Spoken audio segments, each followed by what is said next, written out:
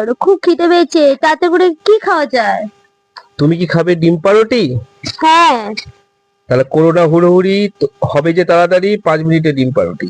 আমি দেখছি ঘড়ি, করবো না হুড়োহুড়ি। আমি চাই 5 মিনিটের ডিম পাউরুটি, খুবই খিদে পেয়েছে।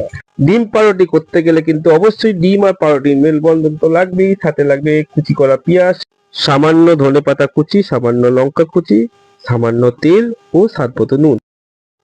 এরপর পাউরুটিগুলোকে মাঝ বরাবর কেটে রেখে দিলাম। একটি পাত্রে ডিমটাকে ফাটিয়ে রেখে দিলাম।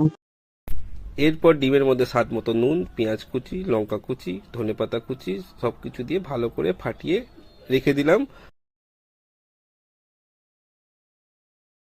এরপর সসপ্যানে তেল গরম করতে বসিয়ে দিয়ে দুভাগ করা পাউরুটিগুলোকে হালকা করে সেঁকে নিলাম।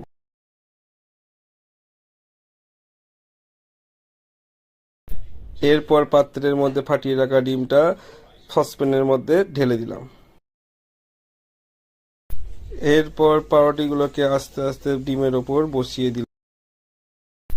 এরপর হালকা আঁচে ভালো করে নাড়িয়ে এপিট ওপিট করে ভালো করে ভেজে নিতে হবে।